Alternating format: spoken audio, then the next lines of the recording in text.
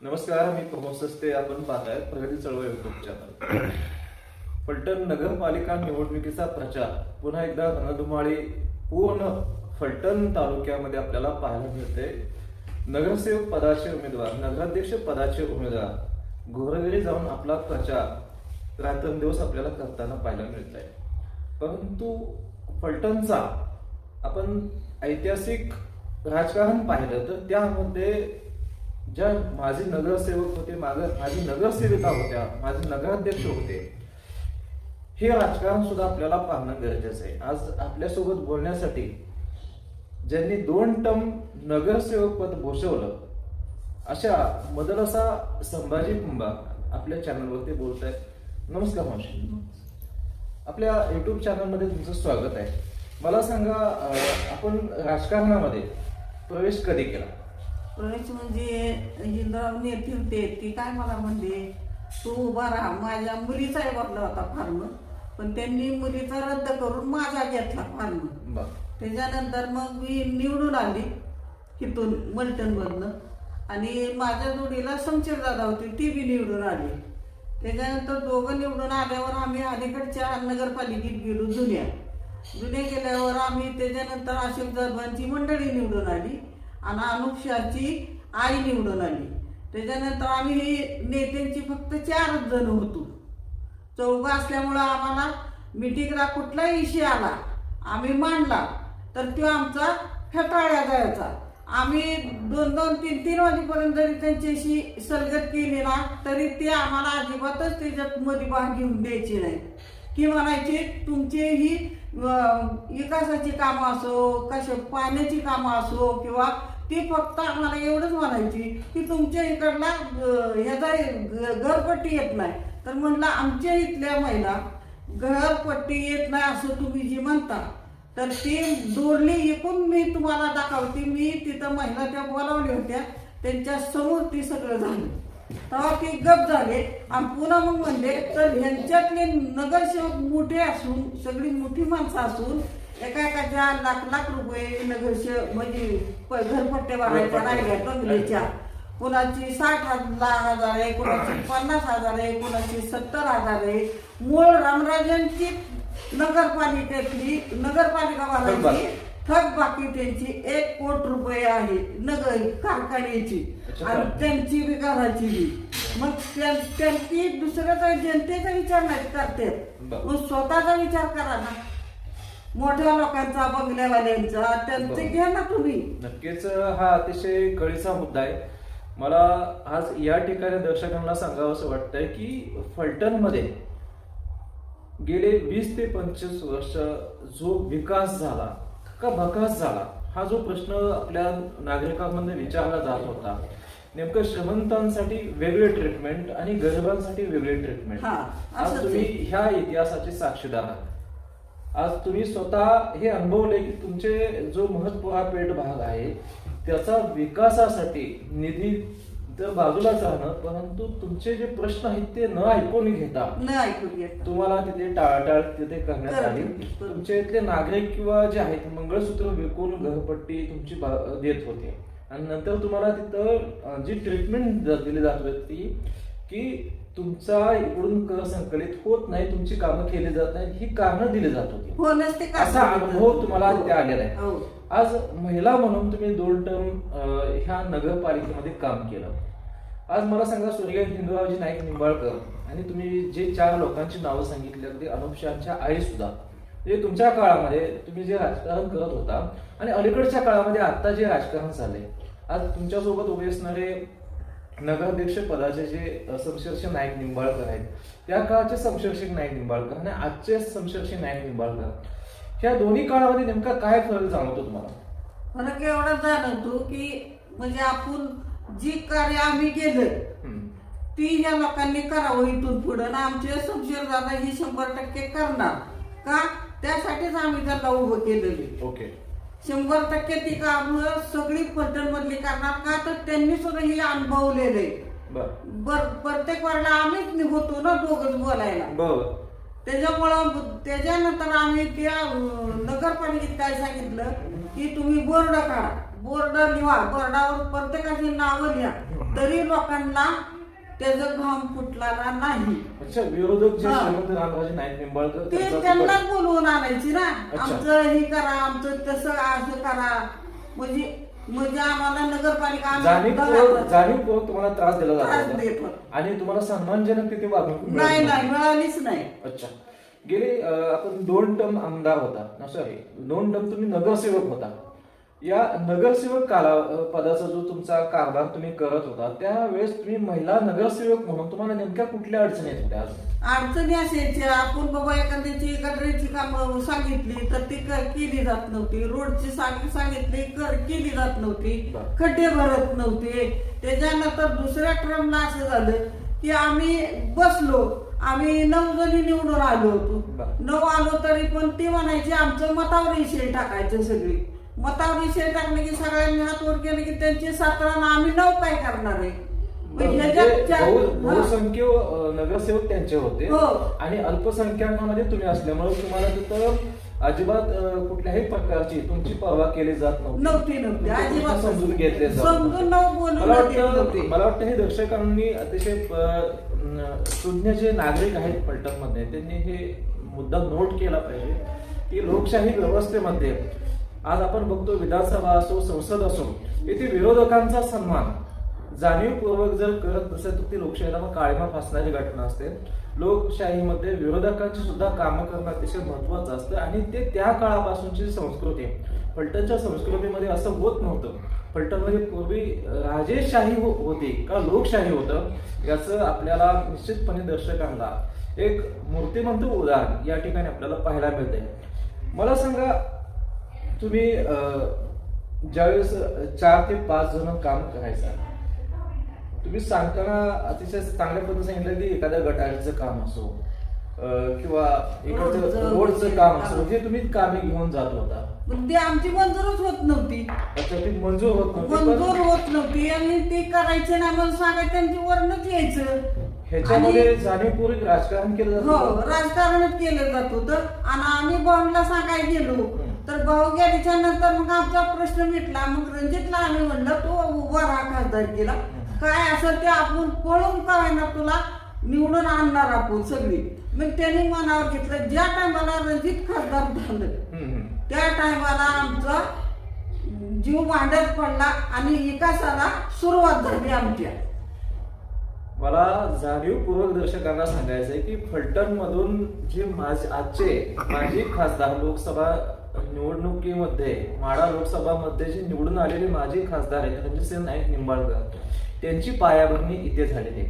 तुम्ही 2 टर्म नगरसेवक ज्या राहिला आणि स्वर्गीय हिंदुरावजी नाईक निंबाळकर यांच्या कुटुंबासोबत कायम आजही तुमच्या घरचे कुटुंबीय असतो किंवा आजूबाजूचा जो परिसर आहे त्याच्यामध्ये तुम्ही फिरताना दिसता, लोकांना सगळ्या गोष्टी सांगताना दिसता. आज मला सांगा, महिला हा जो घटक आहे, आज तुम्ही स्वतः अनुभवी आहात, राजकारणाचे जवळून बघितलेला आहे, एवढा संघर्ष आपण बघितलेला आहे आणि स्वर्गीय लोकनेते हिंदुरावजी नाईक निंबाळकर यांच्यानंतर आपण रणजितसिंह नाईक निंबाळकर यांच्या पाठीशी उभा राहिला. आजही तुम्ही शमशेरसिंह नाईक निंबाळकर यांच्याही अगदी खांद्याला खांदे लावून तुमचे कुटुंबीय सगळे जात आहेत, काम प्रचार करतायत. काय लोकांना, फलटणच्या जनतेला तुम्ही नेमका आज काय संदेश देणार आहे? माझा एकच संदेश आहे की आमच्या शमशेर दादाला, रणजित दादाला दोघांना त्यांनी पाठिंबा द्यावा आणि फलटणचा विकास चांगल्यापैकी करावा, अगदी गुळगुळीत झाला पाहिजे, फलटणचं नाव मोठं झालं पाहिजे, हा माझा हेतू आहे आत्ता सध्या. म्हणजे कसं आहे की आमच्या निवडून आलेली ही 2 पोरं आहेत. म्हणजे लहानपणापासून मी त्यांच्याशी साक्षर आहात, ते तुमच्या डोळ्यापुढे लहानाचे मोठे झालेले आहेत आणि त्यांना मोठं झालेलं तुम्ही पाहताय सुद्धा. म्हणजे तुम्ही त्यांना कल्पना, म्हणजे तुम्ही त्याच्या पाठीमागे ठाम उभे राहिला, त्यांना खासदार सुद्धा तुम्ही निवडून आणलेले आहे आणि आज नगराध्यक्ष पदाचे उमेदवार शमशेर त्यांच्या पाठी सुद्धा आपण उभे आहात. महिला अलीकडच्या काळामध्ये महिलांचं जे प्रमाण आहे अगदी आरक्षण असताना सुद्धा राजकारणामध्ये सक्रिय न होण्याचं, आज शिक्षण किती मावशी तुमचं? मी शाळेत नाही गेला तरी सुद्धा तुम्ही नगरसेवक झाला. पण आज आपण बघतो, दर्शकांना मला हे सांगावंसं वाटतंय की आज महिलांना शिक्षण जे आहे ते मोफत आपल्याला शासनाच्या विविध योजना, अगदी 1500 रुपये जे आहे, लाडकी बहीण योजना, महिलांना अतिशय सोयी सुविधा सगळ्या गोष्टी उपलब्ध असताना सुद्धा त्यांनी राजकारणामध्ये सक्रिय सहभाग नोंदवला पाहिजे, ते का दिसत नाही? अशिक्षित असूनही ह्या ज्या माजी नगरसेविका आहेत यांनी 2 टर्म निवडून येऊन फलटणची नगरपालिका गाजवली, पण अलीकडच्या काळामध्ये महिलांचा जो राजकारणामध्ये सक्रिय सहभाग आहे तो का थांबलेला आहे, त्याचं कारण आपण जाणून घेऊया. मला सांगा काय नेमकं काय कारण? नाही, त्यांनी थांबू नये, सक्रिय राहावं, राजकारणात राहावं, सगळ्याच बाबतीत राहावं. शाळेच्या पुढे जर जास्त ग्रॅज्युएट असल्या काय असल्या तर त्यांनी पुढे जाऊन ही करायला पाहिजे समाजकारण, की बाबा कुणी शाळेत जात नाही काय नाही.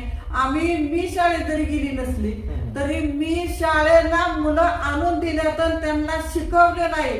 स्वतःची माझी 2 मुलं सुद्धा मी ग्रॅज्युएट केलेत. ओके. आणि माझे मालक बी ग्रॅज्युएट आहे, पण मी शाळेत गेलेली नाही. ही भाऊला सुद्धा माहिती आहे आणि आमच्या रणजित दादांना, सोमशेर दादांना सुद्धा ही माहिती आहे.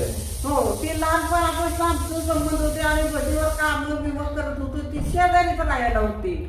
हो, त्यांच्या मंडळीला सुद्धा माहिती आहे ही सगळं. पण आताच्या महिलांनी काय करायला पाहिजे की पुढे येईल, तुम्ही शिक्षणवाला पुढे येऊन ही सगळं सहकार्य करावं आणि आमच्या रणजित दादांना, शमशेर दादांना बी सहकार्य करावं की महिला म्हणजे काय आहे ही दाखवून द्यावं. आज ही तळमळ बघताय तुम्ही, एखादी अशिक्षित जुन्या काळातील माजी नगरसेविका नवीन महिलांना एक अतिशय पॉझिटिव्ह संदेश देते की तुम्ही राजकारणात लोकशाही, संविधानिक लोकशाहीमध्ये सक्रिय व्हावं आणि महिलांमध्ये ती जी उमेद आहे, ती जी धाडस आहे ते का दिसत नाही ह्याचं आपण निश्चितपणे स्पष्टीकरण आपल्याला मिळालेलं आहे, त्याचं उत्तर मिळालेलं आहे. राजकारण असो, समाजकारण असो, शिक्षण क्षेत्र असो, ह्या सगळ्या गोष्टी ज्या आहेत ह्या सगळ्या गोष्टी आपल्याला महिला प्रधान संस्कृती भारतामध्ये आणायची, याची प्रेरणा आपल्याला मिळते. अजून एक प्रश्न मला तुम्हाला असा विचारायचा आहे की फलटणमध्ये एक डॉक्टर आत्महत्या प्रकरण झालं, त्यानंतर विरोधकांनी दहशतीचा एक मुद्दा किंवा त्याच्यावरती वेगवेगळे आरोप झाले. या बाबतीत तुम्ही काय सांगाल? की त्याचं असं आहे की आमचे शमशेर दादा आणि रणजित दादा बायकांच्याकडे बघत सुद्धा नाही. जर आम्ही असलो तरच ती बोलतात, वर सुद्धा असे महिलांच्याकडे बघत नाहीत. मग ह्याच्यात त्यांचा संबंधच येत नाही, ही त्यांच्यावर दाबल्या जाते. अच्छा, विरोधकांचे आरोप चुकीचे आहेत, आरोपी चुकीचे. तुम्ही त्यांना लहानपणापासून पाहिलेलं आहे. कधीच नाही ती पोर म्हणजे मी स्वतः बघितलेली, स्वतः आमच्या हातनं वळणं लागलेली त्या पोरांना. तुम्ही संस्कार मग त्यांच्या आईने आम्ही सगळे संस्कार दिलेले की बाळदादांची बायको आता भोसले बाई उभं राहिलेत ना, त्यांची सासू मी, हो, आम्ही हे सगळे मिळून त्या कुटुंबाची बांधलेलं आहे. तुम्ही साक्षीदार आहात तुमच्या जीवन प्रवासामध्ये आणि तुम्ही स्वतः सगळ्या लोकांना संदेश देताय की त्या दोन्ही व्यक्ती वेगळ्या संस्काराच्या आहेत, नाही तशा पद्धतीचे आरोप जे आहेत ते चुकीचे आहेत. आज फलटणचं जर आपण बघितलं चित्र पालटत आहे. फलटणमध्ये विविध विकास कामं अगदी तुम्ही स्वतः कुंभार म्हणजे तुमच्याकडे बेडबट्टी आहे, तुमच्या शिक्षण संस्था सुद्धा आहे, तुम्ही स्वतः विद्यार्थी सर्वत्र फिरून त्या शिक्षण संस्थेला दिलेले आहेत. एवढं सगळं समाजकार्य करत असताना तुम्हाला नेमकं कुठलं समाधान महत्वाचं वाटतं? मला एकच समाधान वाटतं की सगळ्यांनी पुढे यावं, महिलांनी तर जास्त यावं.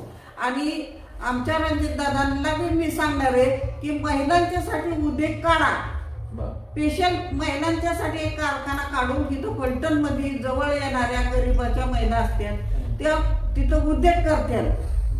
उद्योग करून त्यांची पोटपाणी म्हणजे कशी आहे, नवरे दारुडे आहेत, कोणाची कशी आहे काय आहे, अशा महिला तिथं ही करायला व्यवसाय. एक प्रश्न मला तुम्हाला आणखी विचारायचा आहे.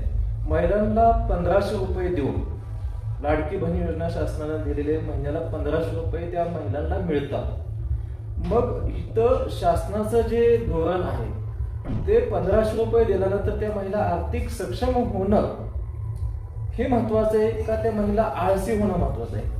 महिला त्या 1500 रुपयावर आळशी झालेल्या नाही. त्या 1500 रुपयावर काही महिलांनी वडापावचे गाडे काढल्यात, कुणी खानवळे चालू केलेले आहेत, कुणी म्हणजे बरेच व्यवसाय असं चालू केलेले आहेत त्या चालू केलेले. 1500 रुपये बरं. त्या अशा गप्प बसलेल्या नाही. नाही. ओके. म्हणजे आता आमच्या डोळ्यात तर आमच्या जी हितं जी आहे त्या महिला सगळ्या सक्षम म्हणजे ह्याच्यामुळे झाल्या. कोण चकल्या करतं, कोण उद्योग शंकरपाळे उद्योग करतं. स्वतःचे हो, काढलेले आहेत. ज्यांना स्वतःचे आर्थिक काढलेले. सक्षम होण्यासाठी ते फायदेशीर ठरले. आणि त्यांनी स्वतः मार्केटिंग करतात अच्छा, स्वतः त्या. विक्री पण हो. करतात. आणि ते मी नगरपालिकेत सुद्धा हा विषय झालेला होता, घेतला होता, पण हा बंद पाडला त्यांनी. ही राज्य आणि शासनाने केंद्र त्यांची शासनाचे ही आहे ना सुभद्रताई, हा. त्या आम्ही मिळून करत होतो, बरं, पण तो व्यवसाय. विषय बंद पाडला त्यांनी.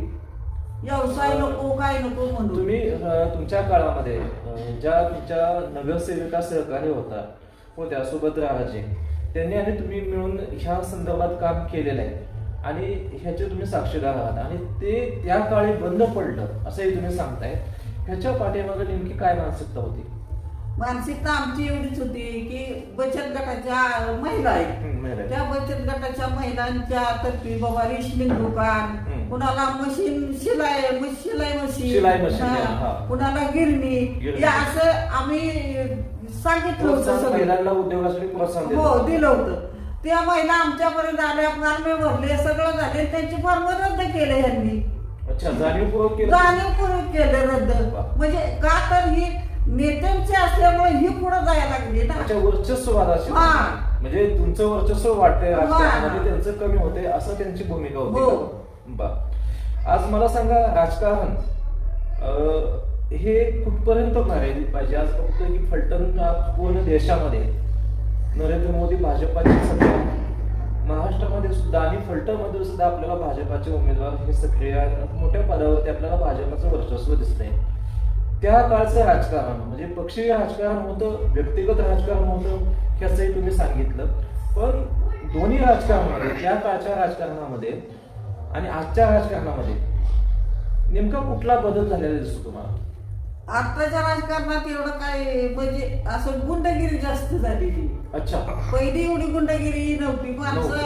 आता राजकारण चालले, पण 15 दिवस महिनाभर चालायचं, पण तिथनं पुढे सगळी आपली एकवट व्हायची. बरं. पण आता ही खुन्नस झालेली, राजकारण म्हणजे खुन्नस झालेली. हे असं होण्या पाठीमागं नेमकं काय कारण असू शकतं? आता मला तर काय माहिती आता हे कारण कसं अच्छा, असतं. ठीक आहे. म्हणजे निश्चितपणे आज तुम्ही गृहिणी आहात आणि महिला म्हणून सांगताय की ह्याच्या पाठीमागं नेमकं काय कारण असू शकतं. हे कारण शोधणं हे सामाजिक विश्लेषकाचं काम आहे आणि हे सामाजिक विश्लेषण आपण निश्चितपणे करणार आहोत. मला सांगा, त्या काळी लोक श्रम प्रतिष्ठा जपायची, आत्मसन्मान जपायची, नैतिकता जपायची आणि सर्वात महत्वाचं त्या काळी सगळ्या गोष्टी मुबलक नव्हत्या. म्हणजे कष्ट केल्यानंतर सगळ्या गोष्टी मिळत होत्या. आज कुठलेही कष्ट न करता जर एखादी गोष्ट सहज मिळत असेल तर तिथे नैतिकता सोडण्यासाठी ही तरुण पिढी जी त्या आकर्षणाला बळी पडत असते. मला वाटतं त्यामुळेच गुन्हेगारी वाढते. एखादी गोष्ट कष्ट न करता जर मिळाली तर त्याची किंमत नसते. किंमत कष्ट न करता कष्ट करणाऱ्याला किंमत आहे. कष्ट करणाऱ्याला किंमत. कष्ट करणाऱ्याला किंमत आहे. असा फालतू पैसा मिळवणाऱ्याला किंमत पैशाची नाही. हा, पैशाची किंमत नाही. पैशाची बी नाही, माणसाची बी नाही, कुणाचीच नाही. बरोबर. तू पैसे देत असला तर मी घेतो, नाहीतर तुला मारतो. हे असलंच चाललंय ना आता सध्या. हा, म्हणजे इथं निश्चितपणे गुन्हेगारी वृत्तीला प्रोत्साहन दिलं जातं. ही जाणीवपूर्वक राजकारणामध्ये होत असेल तर ते दुर्दैवी. अशा पद्धतीचे संस्कार या जुन्या पिढीमध्ये होते. हे नवीन पिढीने निश्चितपणे शिकलं पाहिजे. नवीन पिढीमधल्या विशेषतः महिला वर्गाने हे आपल्याला जाणीवपूर्वक आपल्या मुलांना हे संस्कार देणं आवश्यक आहे. आणि ते दुर्मिळ आपल्याला पाहायला मिळत नाही, ते या मुलाखतीच्या माध्यमातून आपल्याला पाहायला मिळते. आज देशाच्या राष्ट्रपती द्रौपदी मुर्मू आहेत, ज्या आदिवासी भागात येतात. म्हणजे जात पात धर्म हे राजकारण पूर्ण बाजूला पडलेले आहे. त्या काळी जात पात धर्म ह्याचं महत्व राजकारणामध्ये किती होतं? पहिलं नव्हतं असं इतकं की बाबा ही आमच्या जातीची, ही फलाण्या जातीची आहे की आमचं ती तसलं नव्हतं. पण आता सुद्धा करून आहेत, जातीपाती अजिबात करून आहेत. का तर लोकांचे ही उठून येतात की बा आमच्या जातीला असा म्हणतो, आमच्या जातीला तसा जाती तेढ न म्हणतो. म्हणतो. अजिबात जाती भेद करू नाही, करू नये. एवढंच माझं सांगणं आहे. ठीक आहे. आज मला अजून एक प्रश्न असा विचारायचा आहे की तुमचे मिस्टर हे कट्टर स्वर्गीय हिंदरावजी नाईक निंबाळकर यांच्या पाठीशी उभे होतात. तुम्ही सुद्धा त्यांच्या कुटुंबासोबत आणि तुमची नवीन पिढी सुद्धा राजकारणात निश्चितपणे सक्रिय आहे. तुमच्या ह्या प्रभागामध्ये श्री अशोक जाधव, स्वाती भोसले आणि नगराध्यक्ष पदाचे जे उमेदवार आहेत समकक्ष नाईक निंबाळकर, ह्यांच्यासाठी मतदान करावं म्हणून तुम्ही लोकांना ते मतदान का करावं ह्याची काही कारण सांगाल का? मतदान यांना का करावं नाही, तसे ती काम करणारी तिघबी, काम करणारी तिघबी. जसं आम्ही काम केलंय ना त्याच पद्धतीने ती काम करणारी तिघही काम करते. तिघबी काम करणारी आहेत. का आम्ही आता घरकुल किती लोकांना दिले, बऱ्याच लोकांना आता गरीब जी झोपडीत राहत होती ती घरकुल कळवाई नगरला इथून तिथून आहेत. आणि ती लोक येतात आणि तुम्हाला जर त्यांची गाठ घ्यायची असली ती सुद्धा घ्या घरकुलवाल्यांची. नक्कीच घेऊ. हा म्हणजे बरेच घरकुल आम्ही दिलेले आहेत. आमच्या त्यांनी खटपट करून मी खटपट करून आम्ही त्यांना घरकुल सुद्धा भरपूर दिलेले. त्यांच्यासाठी वेळ दिला तुम्ही आणि त्यांच्यासाठी त्यांना घरकुल आणि त्यामध्ये बसवलं. जी स्वतः आहेत ना त्यांच्या सासऱ्याने सुद्धा हे प्रयत्न केले होते गरिबांचे, बाबा कुणाला धान्य दे काय कर, घरात स्वतःचे धान्य देत होती. हो ते बी तसेच होते आणि आता अशोक जाधव बी तशीच आहे. म्हणून कसं आहे ही लोक आमची कामं करणारे आहेत ही त्यांना पटत नाही. मूळ मुद्दा कसा आहे, फलटण मध्ये तुम्ही काय अवस्था आहे बघितली ना आता सध्या. केर कुठं पडलेला असतो काय कुठं, आम्ही केरच्या गाड्या आणल्या त्या आता जी चालू आहेत ना केरच्या गाड्या त्या माझ्या ह्याच्यात आलेल्या आहेत गाड्या त्या. तुम्ही नगरसेविका असताना ते तुम्ही ती लोक इथं तिथे केर टाकतात ना ती गाडीत टाकू द्या. त्याच्यावर ड्रायव्हर बघा त्यांचा घेऊन ड्रायव्हर बसले आणि ती कचऱ्याच्या गाड्या फलटण मध्ये आम्ही चालू केलेले तुमच्या पुढाकारात. हो आणि ती झाल्यामुळं आमची 4 वाजेपर्यंत मिटिंग चालली होती त्याच्यावर. म्हणजे सकाळी 11 ते संध्याकाळी 4 पर्यंत तेव्हा त्या गाड्या आल्या. अच्छा, म्हणजे 11 ते 4 तुम्ही त्या मीटिंग मध्ये हे काम करून घेतलं तुम्ही. हो त्यावेळेस तुमची नगरसेवकांची संख्या जास्त होती का कमी होती? तेवढीच होती आमची 5 जण. म्हणजे तुम्ही विरोधात असताना सुद्धा काम करून घेतली. हे स्किल आहे तुमच्याकडं. मला वाटतं हे तरुण पिढीचे जे कार्यकर्ते आहेत किंवा राजकारणी तरुण मंडळी आहेत, जी विरोधी पक्षात बसणारे लोक आहेत, त्यांना हे शिकण्याजोग आहे की फक्त सत्तेतच असताना कामं होत नाहीत, तर विरोधात असताना सुद्धा ती कामं करून कशी घ्यायचं ह्याचं मूर्तिमंत उदाहरण आपल्यासमोर आहेत. विशेषतः म्हणजे मला एक दर्शकांना महत्वाची गोष्ट नमूद करावी वाटते की तुमचं शिक्षण नसताना सुद्धा तुम्ही हे करून दिलं. आजची पिढी जी आहे ती अतिशय उच्च शिक्षित असून सुद्धा त्यांना हे स्किल आत्मसात करता येत नाही. मला वाटतं हे शिक्षण व्यवस्थेचं अपयश असावं. शिक्षण व्यवस्थेमध्ये हे त्याचं ज्ञान त्यांना मिळालं नाही, ते बाळकडून मिळालं नाही आणि हे मला वाटतं नवीन पिढीचं दुर्दैव आहे. मला सांगा, म्हणजे आज आपल्या चॅनलशी तुम्ही बोललात आणि त्या काळाचा जो इतिहास आहे त्याचं जे राजकारण जे तुमच्या काळामध्ये जे झालं किंवा इतिहास उलगडला, तुम्ही त्या अध्यायाची पानं उलगडली आणि आमच्या चॅनलला ते सांगितलं, त्याबद्दल मी तुमचा खूप आभारी आहे. धन्यवाद.